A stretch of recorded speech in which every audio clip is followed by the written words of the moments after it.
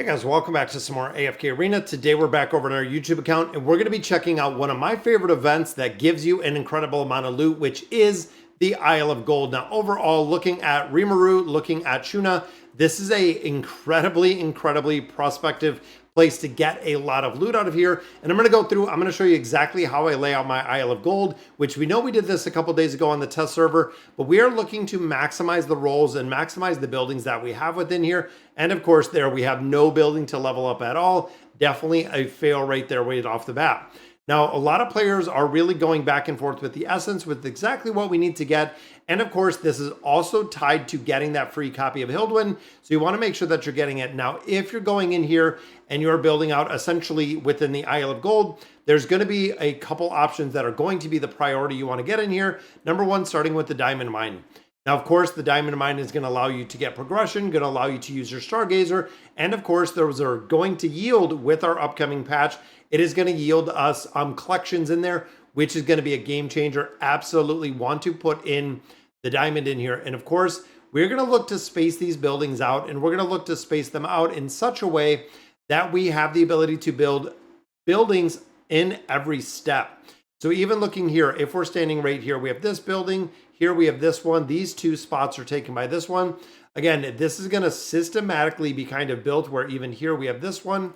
We're going to build this one in the middle. And again, thinking of our resources, we're going to go ahead and build the poke coins. Now, of course, poke coins you can exchange in here. We want to make sure we're getting those. When it comes to furniture, poke coins are a pain in the butt. It takes so much furniture when we have 10 heroes in our wish list to actually go ahead and build all those up. And there we go. 3 more dice rolls, which is really good to see. And of course, the last one is going to be your personal preference. Now, we do have the guild exchange. Now, remember, in the guild shop, we do have Eugene is in there. We have time emblems. We have tier 4 stones. But we also do have the dimensional gear that is in there. And of course, if you're looking for the exchange with Rimuru and if you're looking for Shuna, this is going to give you the ability and the item that you need to exchange. Now, personally, because I already have both of the heroes, we purchased both of them, I am going to get essence out of here, and it is producing 16 essence an hour, which is pretty impressive. That is quite a bit of essence that we are going to be building. Now, of course, when it comes to the defensive buildings, we are looking to get energy towers and energy towers in their entirety. We're actually going to build 3 energy towers in here.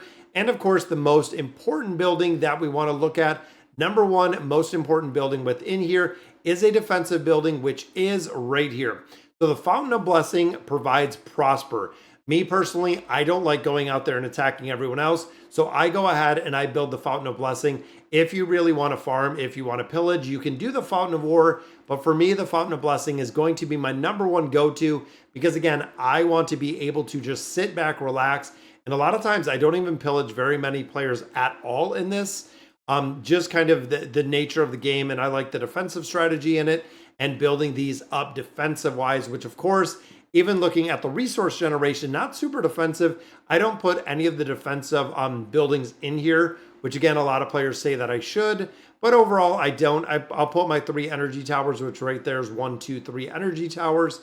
And then of course from here, we're looking to build all of these up. Now, ideally, we are going to go ahead and we are going to get, there we go, free limit level on a diamond mine. Also got a labyrinth level right there, which is awesome. 4 more, again, getting some more essence.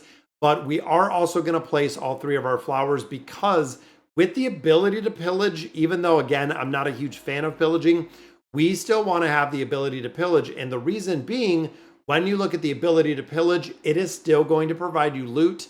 And when it comes to AFK Arena, any single place that you can make more loot, all about it. It is literally the name of the game when it comes to events like this. And of course, like I said earlier, we are getting another copy of Hildwyn out of here. With 60 rolls, you will get that extra copy. Trying to get some more dice rolls, and we pick it up right there again. The yield is already getting pretty high. Now, of course, like I said earlier, when it comes to the Prosper, this is the number one building we want. And there we go. We are getting really lucky with these rolls tonight. And you can see there's some kind of background fireballs. I think that's coming from the campaign, or it's coming from somewhere, but I have noticed it a couple times that it's rolled out. So there we go. So we're in the middle of nowhere here. I'm going to drop my first flower because like I said before, we are going to build up those flowers. It's going to take a little bit of time, But remember, they are not the priority right now. They are not the buildings that we want to build right now. Eventually we'll build them. Eventually we will get there. But again, right now we're looking to maximize all of our resource buildings and really maximize the build of these buildings themselves.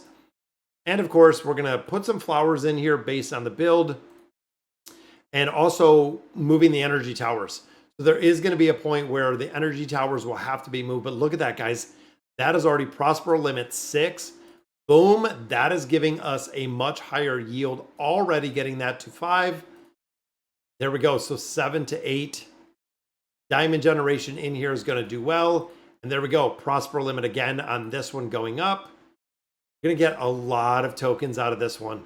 3 more rolls, just like we've been looking for. And that's already at what, 46? We're going to have to build up this Prospero Tower to 5 to make sure we're increasing the Prospero limit. Oh, and we didn't get it, but we did get an energy tower. That takes our energy tower up to level 5. And again, we can change up the formation. We can change up exactly where all these buildings are just based on a few more levels. Essence Mine goes to 8. More diamonds, more levels, more free levels. There's our level 5 Fountain of Blessing. And there we go. Our yield on this Labyrinth tokens are 83 Labyrinth tokens. That is awesome. Even here, we're at 8. That is taking it to 9 to 55 already. And we get another level for the Prosper.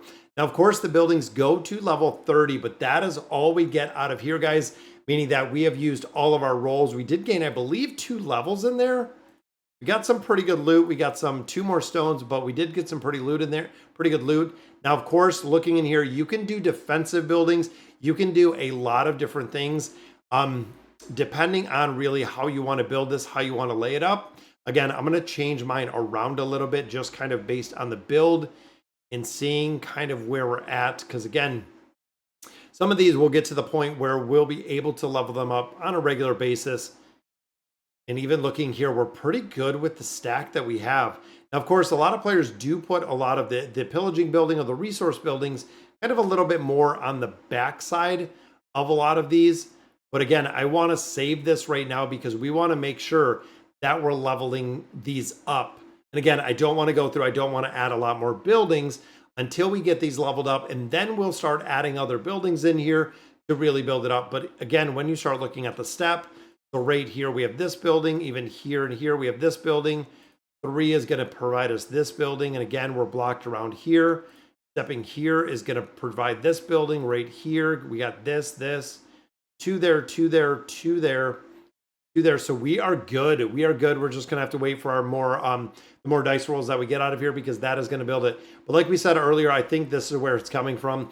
But looking at the events and looking at the wings, so overall, looking at Hildwyn, we have the ability to get Hildwyn, and I believe we need 2 copies once we get him to Ascended. And I believe I'm going to take the insignias, and I'm probably going to build out Gwen, because with the free copy, we're getting the Hildwyn out of here.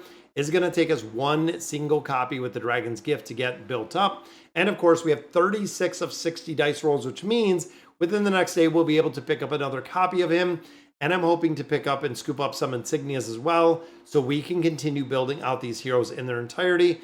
And of course, guys, again, the resource generation in this game is absolutely crazy. I mean, I don't think I've ever seen it as high as it is right now with the events that are going on and just the continued progression through everything that AFK Arena has to offer. All right, guys, so that is going to do it for today's video. Let me know in the comments what you guys think. And as always, thank you guys for watching.